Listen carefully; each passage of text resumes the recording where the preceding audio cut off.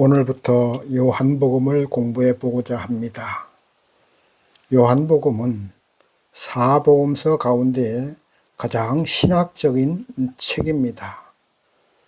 저자는 사도 요한으로서 사도 요한은 요한복음과 요한 1서, 2서, 3서 그리고 요한계시록을 기록한 예수님의 사랑을 받는 제자였습니다.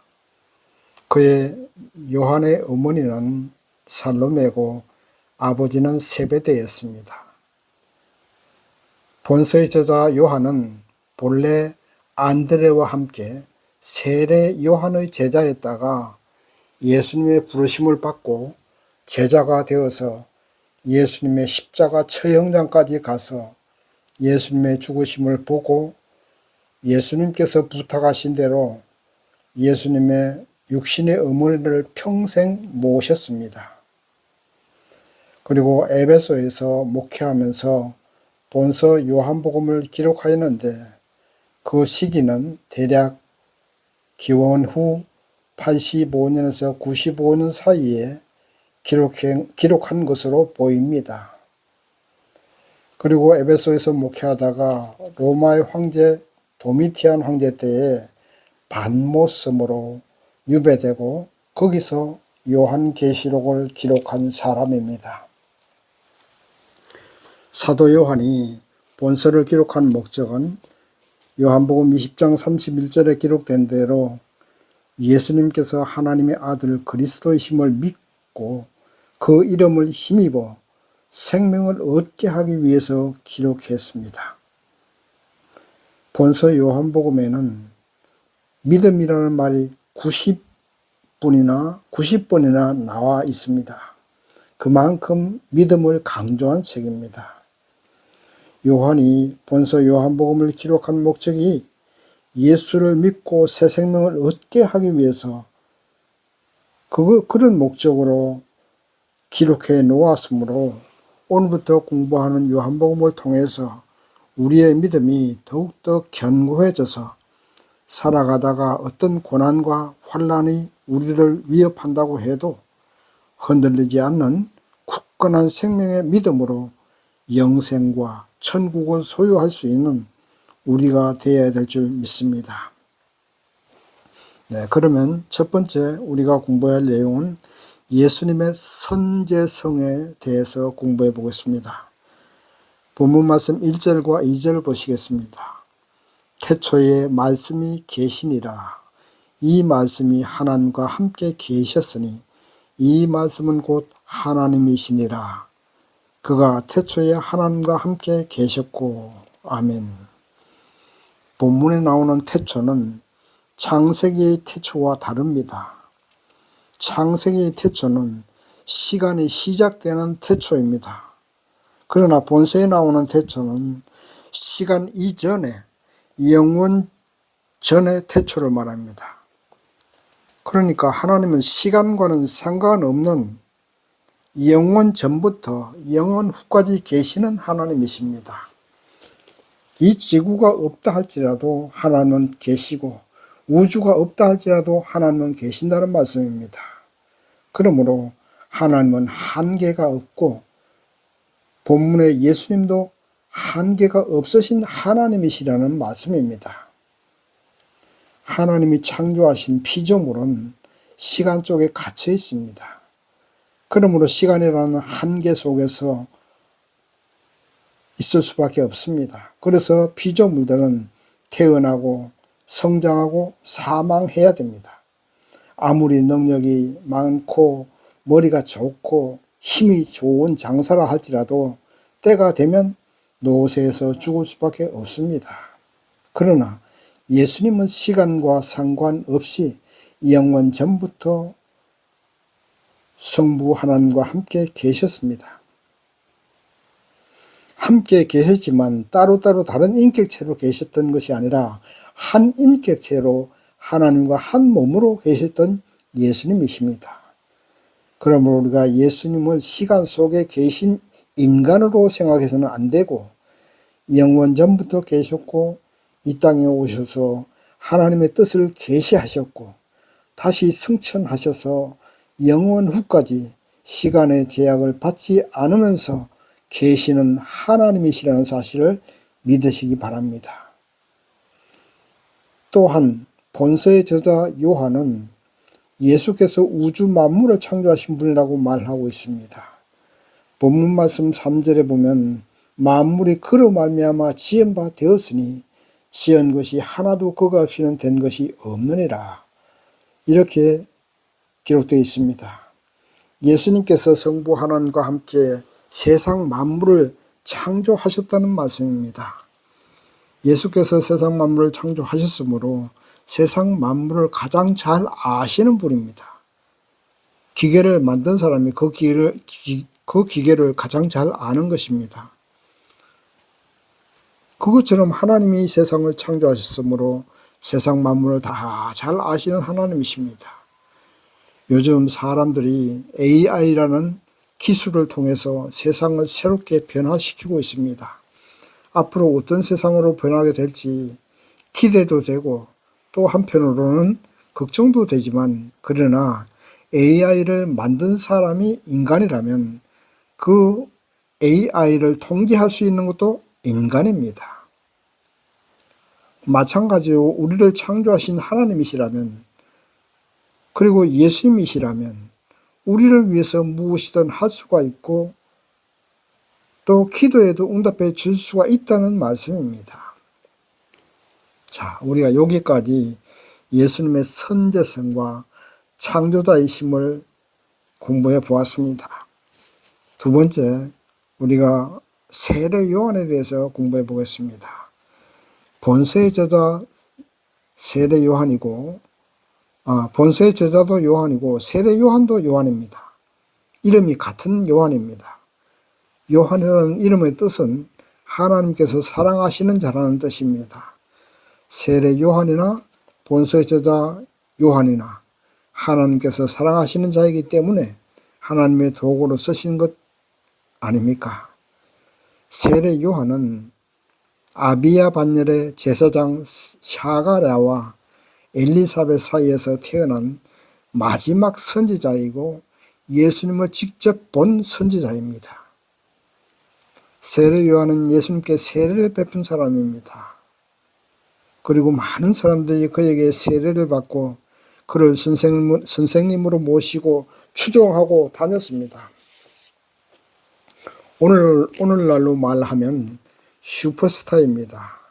그래서 본문 말씀 19절에 보면 예루살렘에서 제사장과 유대인들을 보내서 물어봅니다. 당신이 메시아입니까? 아니면 선지자입니까? 하고 물어봅니다. 그 정도로 세례 요한에게 관심을 가질 만큼 많은 사람들이 따라다녔습니다. 그러나 세례 요한은 자기의 분수를 아는 사람이었습니다. 자기의 사명을 아는 사람이었습니다. 그는 오직 예수님께서 이 땅에서 주 구세주로서 공생애를 시작할 수 있도록 예수님에게 세례를 주었고 예수님을 증거하고 소개하는 사명만 감당한 그런 사람이었습니다. 심지어 본서의 저자 요한과 안드레가 자기 제자였지만 예수님께 보내드리기도 했습니다. 성경에는 세례 요한에 대해서 많이 기록하고 있지 않지만 참으로 대단한 사람이고 훌륭한 사람입니다. 보통 사람 같으면 많은 사람들이 자기를 존경하고 따라다니고 하면 자신도 모르게 교만해지게 됩니다. 그게 사람이거든요. 심지어 예수님에게 세례까지 베풀지 않았습니까? 그렇다면 사람들에게 내가 예수에게 세례를 베푼 사람이라고 자랑하고 다닐 수도 있습니다. 그리고 예수님을 자기의 제자라고 말할 수도 있고 생각할 수도 있습니다. 그러나 세례 요한은 겸손했습니다. 본문 27절을 보면 나는 예수님의 신발끈 풀어드리는 정도 되지 못한다고 자신을 소개합니다. 그는 다만 광야에서 외치는 자의 소리로서 자신의 사명만 충실하게 감당하고 역사의 뒤안길로 사라진 사람입니다. 저와 여러분은 어떻습니까? 세례 요한처럼 우리의 분수를 알아야 됩니다. 우리는 예수님께서 창조하신 예수님의 피조물입니다. 피조물인 인간이 창조자 하나님을 대적할 수 있겠습니까? 피조물은 피조물의 한계를 알고 분수를 알아야 됩니다. 피조물인 인간이 하나님 노릇을 하려고 하면, 하나님의 자리에까지 이르려고 하면 하나님이 가만 계시겠습니까? 여러분, 창세기 바벨탑 사건 잘 아시지요? 하늘에까지 닿으려는 인간들 욕심 때문에 바벨탑을 쌓기 시작했습니다. 그러나 결국 하나님은 인간의 교만함을 징벌하셔서 언어를 혼잡하게 하시고 말이 통하지 않아서 결국 바벨탑은 성공하지 못했습니다. 우리는 피조물입니다. 시간이라는 한계 속에서 잠시 왔다가 가는 인생입니다. 천년 만년 살 것처럼 생각하지 마십시오. 그리고 아무리 과학이 발전해도 그것은 또 하나의 바벨탑이 될 수밖에 없습니다. 세례 요한처럼 우리의 분수를 알고 이 땅에서 사는 동안 하나님이 주신 사명 잘 감당하다가 하늘로 돌아가야 됩니다. 세례 요한이 광야에서 외치는 자의 소리로서 예수님을 증거한 것처럼 우리도 우리 주 예수님을 증거해야 됩니다. 전도는 해도 되고 안 해도 되는 것이 아닙니다. 예수께서 우리를 자녀 삼아 주신 것은, 또 우리를 살리기 위해 이 땅에 오신 것은 예수님을 세상에 증거하고 이 땅에 사는 동안 하나님을 찬양하며 예수님을 기쁘게 하고 예수님께 영광 돌리게 하기 위해서입니다. 그것이 우리를 창조하신 목적이기도 합니다. 그래서 우리는 때를 얻든지 못 얻든지 예수님을 증거하고 전도해야 됩니다. 전도한다고 해서 꼭 내 교회로만 모시고 가려고 하지 마십시오. 내 교회로 가면 좋지요. 그러나 이단 사이비 교회가 아니면, 내 교회가 아니라도 정통교회로 나간다면 그것도 괜찮습니다. 꼭 내 교회로 데리고 가야 되겠다는 그런 집착도 버리시고 우리가 살아가는 모습으로 전도하십시오. 그리고 또 성경 말씀으로 전도하십시오. 내가 예수 믿고 변화된 삶을 살아가는 그 모습, 그것이 전도의 도구가 될 수 있습니다. 예수 믿고 변화된 나의 모습을 보여주는 것 가장 좋은 전도의 도구입니다. 항상 웃으면서 살고 감사하면서 살고 입술에 찬양이 끊이지 않게 살아간다면 불신자들이 보고 예수를 믿으면 저렇게 변하는구나, 나도 예수 믿어 봐야겠다 하는 그런 생각이 들 만큼 우리가 변화된 모습을 보여주십시오. 그리고 세례 요한처럼 예수를 증거하고 다니기도 해야 됩니다. 그리고 겸손해야 되고 예수님께 드리는 것 아까워하지 마십시오. 세례 요한은 자신을 따르는 제자, 요한복음의 제자 요한과 안드레까지 예수님께 보내주지 않았습니까? 보통 사람 같으면 왜 남의 제자까지 빼앗아 가느냐고 시비를 걸을 만도 하지만 미련 없이 자기의 제자를 예수님께 보내주었습니다. 우리가 예수님께 드리는 시간, 예수님께 드리는 나의 헌신, 그리고 물질 아까워하지 마시기 바랍니다. 찬양을 드리고 감사를 드리는 것 아까워하지 마십시오. 하나님은 우리가 드리는 그것의 30배, 60배, 100배의 복을 돌려주실 것입니다. 농부가 농사 지은 것이 열매를 맺지 못하면 갈아엎어 버립니다. 예수님의 피조물인 저와 여러분이 열매를 맺지 못하면 갈아엎을 수도 있습니다. 그러니 우리가 하나님께 기쁨을 드리고 예수님께 기쁨을 드리는 열매를 주렁주렁 맺어서 요한 같은 사람이 되어야 될 줄 믿습니다. 세례 요한 같은 사람이 되어야 될 줄 믿습니다. 세 번째, 본문 사도 요한이 소개하는 예수님에 대해서 공부해 보겠습니다. 예수님은 영원 전부터 영원 후까지 시간과 공간의 제약 없이 계시는 분이고 만물을 창조하신 분이라는 사실을 우리가 공부했었습니다. 본문 말씀 18절을 보시겠습니다. 본래 하나님을 본 사람이 없으되 아버지 품속에 있는 독생하신 하나님이 나타내셨느니라. 아멘. 예수님은 하나님이 육신의 몸을 입으시고 이 땅에 오신 하나님이십니다. 인간의 몸을 입고 오셨지만 하나님이시라는 말씀입니다. 그리고 그 예수님 안에는 생명이 있다고 본문 말씀 4절에 기록되어 있습니다. 그러므로 우리는 예수님을 보낸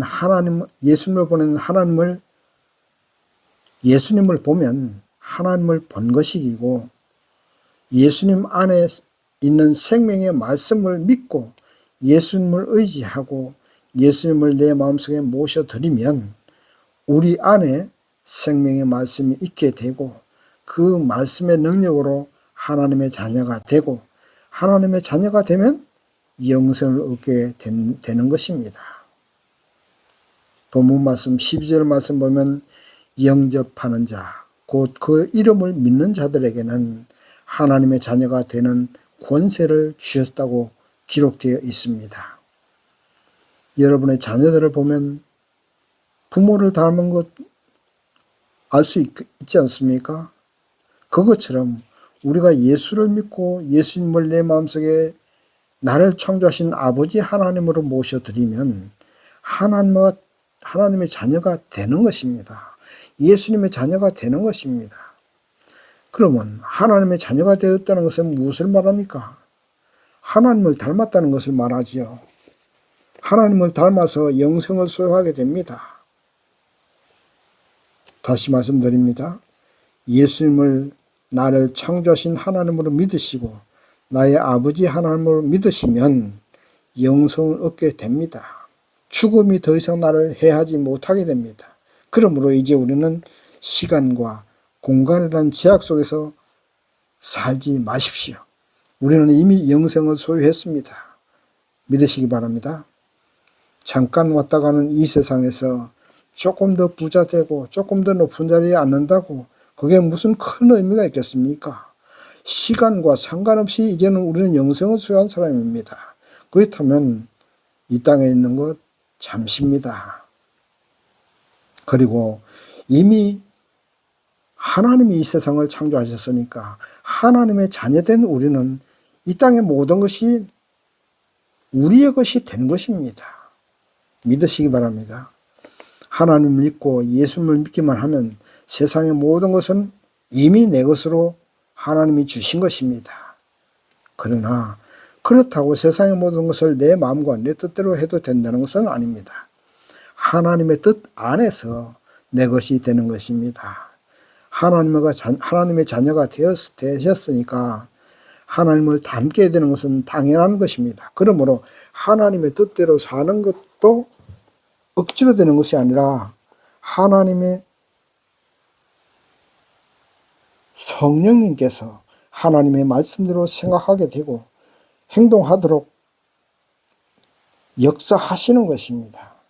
그렇게 하나님의 성령님이 하나님의 말씀대로 생각하고 행동하도록 그리고 사망이 나를 해치지 못하도록 영생을 얻게 되도록 하나님의 성령이 역사하신다는 말씀입니다. 그리고 하나님의 성령이 사단이 우리를 해하지 못하게 합니다. 예수님이 이 땅에서 살아가 계실 때 사단이 예수님을 어떻게 해한 적이 있습니까? 해친 적이 있습니까? 예수님만 말씀 한마디 하면 사단이 도망갔습니다. 물이 변하여 포도주가 되고 죽은 나사로가 살아나지 않았습니까? 봉사가 눈을 뜨고 안전병이가 일어났습니다. 그러므로 우리가 그 능력의 하나님이신 예수님을 마음속에 모셔드리고 그 예수님의 능력이 나와 함께한다고 믿기만 하면 예수님처럼 죽은 자도 살릴 수 있고 병자도 고칠 수 있고 귀신을 쫓아내고 사단을 쫓아낼 수 있습니다.